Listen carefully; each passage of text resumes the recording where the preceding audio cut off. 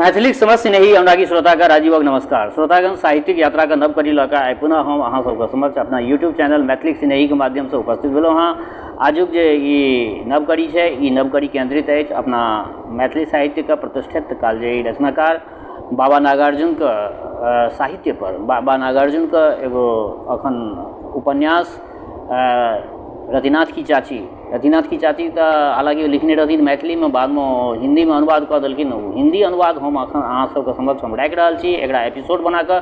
एहिसँ पहले 9 एपिसोड अहाँ सबके समक्ष रखलहुँ हाँ, आइ 10वां एपिसोड अहाँ सबके समक्ष हम राखि रहल छी।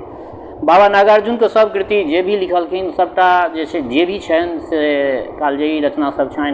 तऽ रतिनाथ की चाची में जे छै से ओहि समय काल के जे छै से सब वर्णन एहिमे बाबा केने छथिन। तऽ बेस लेल जाओ आजुक ई नव एपिसोड, एकर शीर्षक छियै तरकुलवा आ मोतिहारी। जयकिशोर की बदली मोतिहारी जिला स्कूल में हो गई थी। एक ही भेंट में रतिनाथ के प्रति उसके हृदय में ममता पैदा कर दी थी। इस बार प्रथमा परीक्षा पास कर चुकने पर रति ने उन्हें पत्र लिखा और साथ रहने की अपनी इच्छा प्रकट की। जवाब में जयकिशोर ने लिखा कि 3 जून से हमारा स्कूल बंद हो रहा है, 13 जुलाई को खुलेगा। 5-7 दिन पहले ही तुम तरकुलवा आ जाना, साथ ही मोतिहारी आ जाएंगे। रत्ती ने चाची को मामा का पत्र दिखाया। वह गंभीर हो गई। चर्चा चल रही थी, खत्म हो रही थी। पुन्नी की छोर पर नई पुन्नी रखते हुए एक बार फिर उसने रत्ती के मुंह की ओर देख लिया। चर्चा ज्यों का त्यों चल रहा था।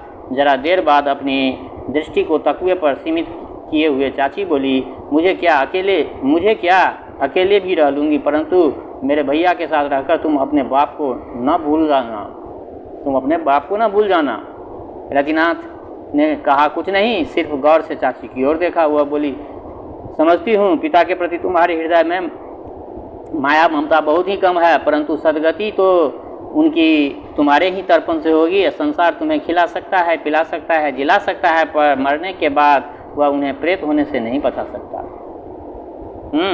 यह तुम ही कर सकते हो। रत्ती बकर बकर सुन रहा था। बच्चा बचपन वाला रत्ती को उतना तो ज्ञान मतलब उतना वो नहीं समझ रहा था। बकर बकर मुंह देख रहा था।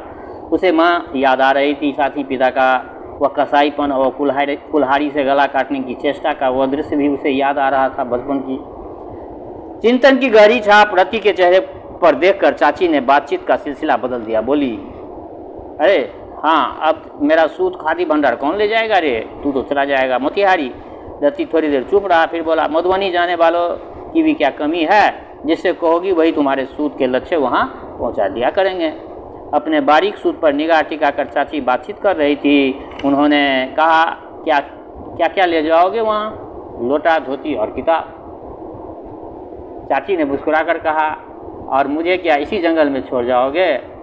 अब रत्ती का मुँह खुला। सुनता हूँ पुराने ज़माने में तापसियाँ बनवासनी होती थी। कम से कम खाना, कम सोना, व्रत और उपवास, भक्ति और भजन, अतिथियों की सेवा, सबके प्रति ममता का अभाव, यही उनके जीवन चर्चा थी। और चाची, तुम भी बहुत बदल गई हो। दिन रात चरखा चलाकर अपने लायक पैसा कमा लेती हो। 30 दिन में 10 दिन तो तुम्हारे उपवास में ही चले जाते हैं। शरीर सूख कर काटा हो गया है। गाँव में भोला भटका कोई भी आ जाता है तो लोग उसे स्टोले भेज देते हैं कि उमानाथ की माँ 2 मुट्ठी भात और कलछी भर दाल तो आगंतुक को खिला ही देगी।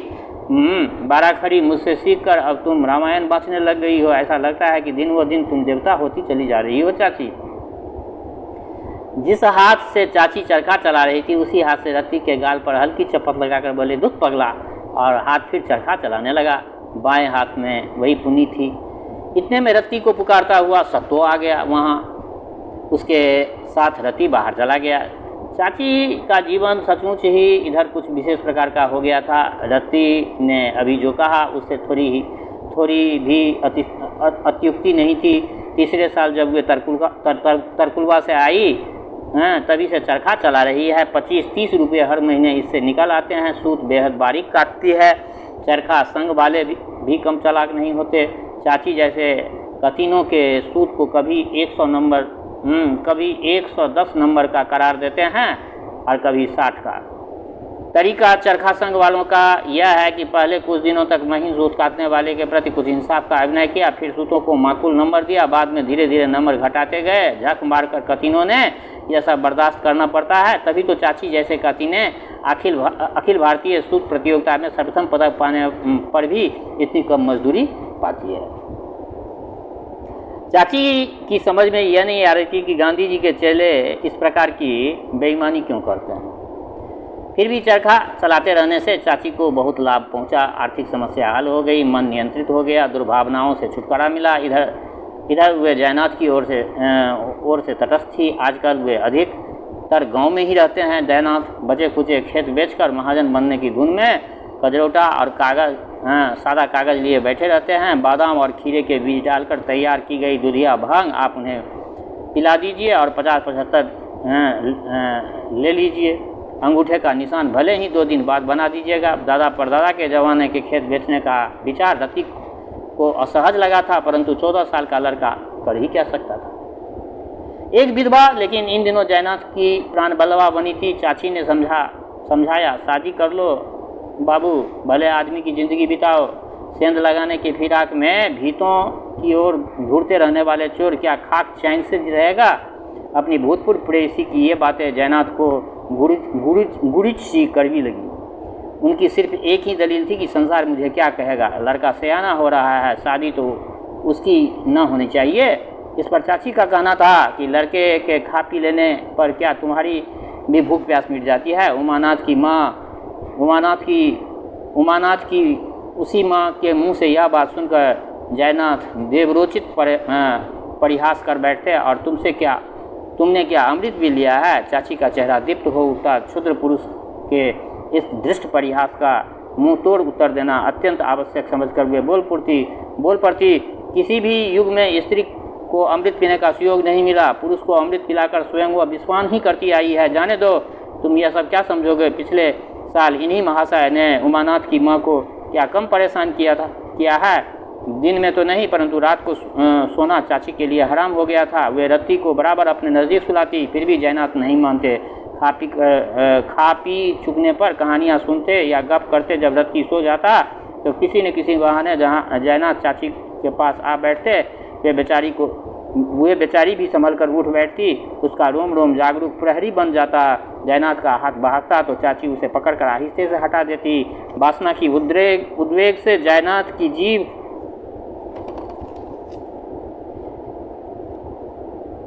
लड़खड़ाने लगती तो वो फुर्ती से उठकर बीच आंगन में आ जाती। उधर नीले आकाश में नक्षत्रों का मृदु मधुर आलोक उस समय चाची को आकर्षित नहीं करता। उनका सारा ध्यान रुग्ण हृदय वाले अभागे जयनाथ पर केंद्रित रहता। मनमथ का यह नृत्य देर तक देखते रहना उन्हें जयनाथ के प्रति अन्याय प्रतीत होता। वे दौड़कर पिढ़ा ले आती, उस पर जयनाथ को बैठा देती। कुएं का ठंडा पानी घड़े में मौजूद रहता ही था। चाची फुर्ती से घड़ा उठा लाती और जयनाथ के माथे पर धीरे धीरे ठंडा पानी डालने लगी। आपत्ति करने पर कहती, नहीं धो लो, फिर देखा जाएगा। परंतु 15 मिनट तक शीतल जल के उस अभिषेक से जयनाथ स्वस्थ हो जाते। चाची धोती लाकर पहना देती। चलो सो रहो। जयनाथ का हाथ पकड़े चाची उन्हें बिस्तरे पर लिटा आती। जब वे लेट जाते तब वो तेल और पानी मिलाकर तलवे रगड़ने लगती। इस तरह उन्हें सुलाकर तब रत्ती के पास आती और सो रहती। इस प्रकार वह अपने को जयनाथ से बचाती रहती थी। चाची बेचारी 33 साल के इस विधुर देवर के प्रति उनका यही भाव रहता जो कि एक समझदार माँ का अपने बीमार बालक के प्रति रहता है। वे उन्हें घृणा की दृष्टि से नहीं देखती थी। खेत भी जयनाथ ने अपने मन से बेचा था। उनसे पूछते तो जरूर मना करती। रत्ती के संबंध में चाची उतनी चिंतित नहीं रहती थी जितनी जयनाथ के संबंध में। उस तेलिन से जयनाथ का संपर्क जो इधर स्थापित हो गया था, उसका पता चाची को कई महीने बाद ही लग सका। यह समझकर कि यूँ ही भला गांव में इनका मन लगा रहे, उन्होंने इस बारे में जयनाथ से कभी कुछ नहीं पूछा। अब चाची आत्मलीन होने लगी थी, इसलिए रत्ती को मोतिहारी जाना उन्होंने इतनी आसानी से मंजूर कर लिया। मर्दों में से एक ही था जिसने इन दिनों चाची की घनिष्ठता थी, वह था ताराचरण। किसान आंदोलन के आरंभ में ही अखबार पढ़ने की चाट लगी। अब वह दैनिक आज का नियमित ग्राहक एवं समझदार पाठक हो गया था। किसान सभा के नाम पर चाची ने कई बार करके थोड़ा थोड़ा चंदा दिया था। गरीबों का स्वराज और धनिकों के स्वराज में आकाश पाताल का अंतर है। और यह बात चाची के हृदय में ताराचरण ने भली भांति बैठा दी थी कि ताराचरण दूसरे तीसरे दिन आकर चाची को देश और दुनिया का हाल बताया करता। पर्व त्योहार के दिन वे न्योता देकर उसे खिलाया करती थी। उमानाथ भागलपुर से कलकत्ता चला गया था। अब उमानाथ के बारे में भी कुछ सुन लीजिए। उमानाथ भागलपुर से कलकत्ता चला गया था। खूब मन लगाकर पढ़ने पर भी भागलपुर में जब वो प्रथमा पास नहीं कर सका तो विशाल और कोलाहलपूर्ण कर्म क्षेत्र में अपना उचित स्थान प्राप्त करने की नीयत से काली जी की छत्र छाया में उसने प्रवेश किया। थोड़े दिनों में तक इधर उधर धक्के खा लेने के बाद पान की एक दुकान पर सुपारी काटने का काम पा गया। 10 घंटा काम, 15 रुपये की माहवारी। शुभंकरपुर के वैदिक अच्युतानंद दिन भर घास की तरह पान कचरते रहते। हरिसन रोड और अपर चितपुर रोड का जहाँ क्रॉस हुआ था उसी नुक्कड़ पर पान की दुकान थी, जहाँ पर वैदिक जी जहाँ से वैदिक जी पान लिया करते। इस दुकान के तमोली लोग दरभंगे के ही रहने वाले थे। कलकत्ते में लाखों बिहारी है। उत्तर प्रदेश के पूर्वी जिलों से भी हजारों होंगे। उन्हें बंगला पान नहीं सुहाता, मगही और देसी पान उन्हें रुचते हैं। इसलिए इधर के सैकड़ों तमोली कलकत्ते में पान की दुकान करते हैं। वह चलती भी खूब है। उस नुक्कड़ वाली दुकान के मालिक ने वैदिक जी से पुराने नौकर के भाग जाने का जिक्र किया तो अगले दिन वह उमानाथ को भर्ती करा गए। हाँ, कमीशन के तौर पर पहले मास के वेतन में से 5 रुपया देने की बात उन्होंने उमानाथ से मनवा ली थी। इन बातों को वैदिक जी वेद पाठ के अंदर ही समझते थे। नए आगंतुकों को पहले कमाई में से इस तरह कुछ न कुछ देना अच्युतानंद जी की अच्युत नीति थी। उमानाथ 10 घंटा अविराम गति से सरौता चलाता, ऐसी बात नहीं थी। पान की दुकानों का तरीका यह है कि सुपारी के छोटे छोटे टुकड़े करके आज शाम को उसे पानी में डाल देंगे और कल सुबह दुकान खोलने पर उसे निकाल लेंगे और थोड़ा थोड़ा करके ज़रूरत के मुताबिक दिन भर निकालते रहेंगे। उमानाथ को दिन भर के लायक सुपारी काटने में 6 घंटा लगता था। उसके बाद मौज ही थी, लेकिन दुकान पर मौजूद रहना लाजमी था। कुल मिलाकर वहाँ 4 छौकरे थे। मालिक स्वयं शाम को आकर 1.5 घंटा 2 घंटा बैठा करता था। सारा काम नौकर ही करते। उनमें से एक का काम था पीतल पढ़ी चौकी को, कत्थे की फुली गरबी को, जर्मन सिल्वर की 2 मझोली बाल्टियों को, पान कतरने वाले छुरियों को मूझ कर झकाझक रखना। एक का काम था सुपारी काटना, कत्था फुलाना, स्टॉक से लेकर छोटे डिब्बों में जर्दा मसाला इलायची भर देना। 2 का काम था उस पीतल मड़ी चौकी के दोनों ओर बैठकर फुर्ती से ग्राहकों को पान लगा कर देते जाना। चारों नौकर एक ही उम्र के थे। अपना देहाती दायरा छोड़कर वे बाहर आ गए थे। कलकत्ता की हवा उन्हें लग रही थी। आपस में अनबन का कोई कारण नहीं था, इसीलिए किसी व्यक्तिगत काम के लिए उनमें से एक भी अपनी ड्यूटी छोड़कर कहीं जाता नहीं था। बाकी तीनों उसका काम संभाल लेते। उमानाथ 4 महीने उस दुकान पर रहा। छोड़ते समय वह 20 पा रहा था। लड़ाई छिड़ जाने पर भी खाने पीने की चीज़ें सस्ती थी। मंदिर स्ट्रीट के एक मकान में डेरा था। 5-6 जने मिलजुल कर रसोई कर लेते। खाने का खर्च 6 से अधिक नहीं पड़ता। साबुन, तेल, हजामत वगैरह के लिए 2 रुपये काफ़ी था। 12 रुपया प्रति मास बचाए जाने से उमानाथ को किसी प्रकार की दिक्कत महसूस नहीं होती थी। माँ को खत या रुपया वह कुछ नहीं भेजता। 19 वर्ष का हो रहा था और जाने किसने उसके दिल में यह बात बैठा दी थी कि 400-500 रुपया जमा नहीं करोगे तो शादी नहीं होगी। बचे हुए रुपये वह डाकखाने में जमा करने लगा। उसके मेस में खाने वाले प्रायः सभी दरभंगा जिला के थे। सब के सब ट्राम कंपनी के मुलाजिम थे। 2 ड्राइवर, 3 कंडक्टर। उन्हीं लोगों की बदौलत उमानाथ की ट्राम कंपनी में ड्राइवर का काम उमानाथ को मिल गया। ऊपर बिजली के तार का सहारा लेकर नीचे सड़क से सटी पटरियों पर दौड़ने वाली या छोटी छोटी गाड़ियां कलकत्ता के नागरिकों के जीवन का अपना एक विशिष्ट स्थान रखती है। ट्राम गाड़ियां बिजली के 4-4, 5-5 खंभों की दूरी के फासले पर खड़ी होती थी। एक ओर से आप चढ़िए, दूसरी ओर से उतर जाइए। कंडक्टर आकर टिकट के लिए पूछेगा, इकन्नी का टिकट ले लीजिए, 4-4 मील चले जाइए। सबसे सस्ती सुविधाजनक सवारी है यह ट्राम कलकत्ता का। दूसरे शहर में यह उपलब्ध नहीं है। 5-6 दिनों में ही उमानाथ ने ड्राइव करना सीख लिया। ट्राम के ड्राइवर को मोटर के ड्राइवर की तरह लंबी ट्रेनिंग नहीं दी जाती। रोकना चालू करना, दाएं बाएं मोड़ना, पीछे खिसकाना और राहगीरों की भीड़ भाड़ में से गाड़ी को बचा कर ले जाना, यही सब उसे सिखलाया जाता था। 10-15 दिन पुराने ड्राइवर के पास खड़े रहकर उसे गाड़ी चलाने दी जाती है। बाद में धोखाधड़ी मिट जाने के पर वह अकेले गाड़ी चलाने लगता है। ट्राम में इंजन तो होता नहीं, होती है बिजली। 2 डिब्बे का एक गाड़ी बनती है। अगले डिब्बे के सिरे से संबंधित एक बड़ा सा डंडा ऊपर की ओर उठा रहता है। उसकी ऊपरी छोर पर सड़क के बीचों बीच फैले चले गए तार को छूता रहता है। ड्राइवर के स्विच दबाते ही ऊपर तार से संपर्कित डंडा सरसर करके सरकने लगता है और गाड़ी चल पड़ती है। गाड़ी को रोकना होता है तो स्विच ऊपर कर देते हैं। इसी तरह चलाने, ठहराने, मोड़ने, तेज करने वगैरह की स्विचें ड्राइवर के सामने होती है। ट्राम का फुर्ती से सरकने लगना, फुर्ती से खड़ा हो जाना और फिर चल पड़ना अनमनस्क और अपरिचित लोगों को अजीब सा लगता। चढ़ते उतरते समय 10-5 दिनों तक उसके पैर लड़खड़ाते हैं। 32 रुपये पर उमानाथ बहाल हुआ था, फिर भी अपना खर्चा उसने नहीं बढ़ाया। उसके पिता कुछ ज़मीन गिरवी रख गए थे। 75 रुपया में 15 कट्ठा ज़मीन फंसी थी, बेचने पर आजकल 600 रुपया मिलते। उमानाथ ने भोला पंडित के नाम 76 रुपया 8 आना मनी आर्डर भेजा। समूचा गांव दंग रह गया। किसी ने कहा कि यह है बाप का बेटा। किसी ने कहा उमानाथ के माँ के दिन फिर गए। भोला पंडित इसीलिए फूलकर कुप्पा हो गए कि मनी आर्डर जयनाथ के नाम से न आकर उसके नाम आया था। लंबी सांस खींचकर जयनाथ ने कहा, बाबा विश्वनाथ मेरे भतीजे पर इसी प्रकार दया दृष्टि रखे। रति को बड़ी खुशी हुई। चाची ने सुना तो उसकी आंखों में आंसू छलक आए। पति के देहांत के बाद न जाने कितनी मुसीबतें झेलकर चाची ने अपने लड़के को पाला पोसा बड़ा किया। आज उमानाथ इस योग्य हुआ कि बाप के फंसाए खेत को छुड़ा रहा है। भरना लगा गए थे उनके बाप खेत, उसको छुड़ा रहा है। जमीन के इस उद्धार को चाची ने भागीरथ उद्धृत तथा अवतरित गंगा से कम महत्व नहीं दिया। अगले ही दिन उन्होंने रति को खत लिखवाया। स्वास्थ्य सकल मंगलामय चिरंजीवी श्री बबुआ उमानाथ को गौरी का शुभ आशीर्वाद पहुँचे। अत्र कुशलं तत्रास्तु। आगे हाल समाचार यह है कि तुम्हारा भेजा हुआ मनी आर्डर बागों के बाप के नाम आया। खेत उन्होंने छोड़ दिया। बेटा 2 साल से तुम घर नहीं आए हो, कसूर मेरा ही है, मगर इस तरह सन्यासी बनने से तुम्हारा काम नहीं चलेगा। सौराठ की विवाह सभा के दिन नज़दीक आ गया है।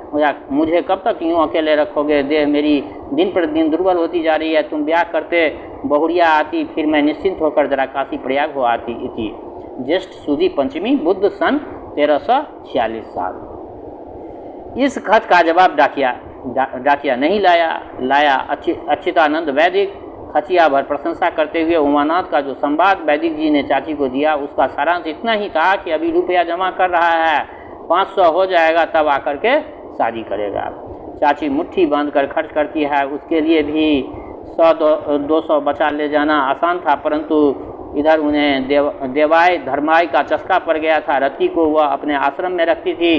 दैनिक आज मंगाने के लिए ताराचरण को प्रति वर्ष 5 रुपया देने का वादा किया था। इस साल दे चुकी थी। इसके अलावा धीरे धीरे कई बर्तन चाची ने खरीद लिए थे। फूल की 2 थालियाँ ली थी, 2 लोटे, 2 गिलास। अतिथि अभ्यागत आते तो पहले दरी या कंबल न रहने के कारण लेटने पड़ने के लिए उन्हें खजूर की चटाई देते समय चाची को कचोट होता।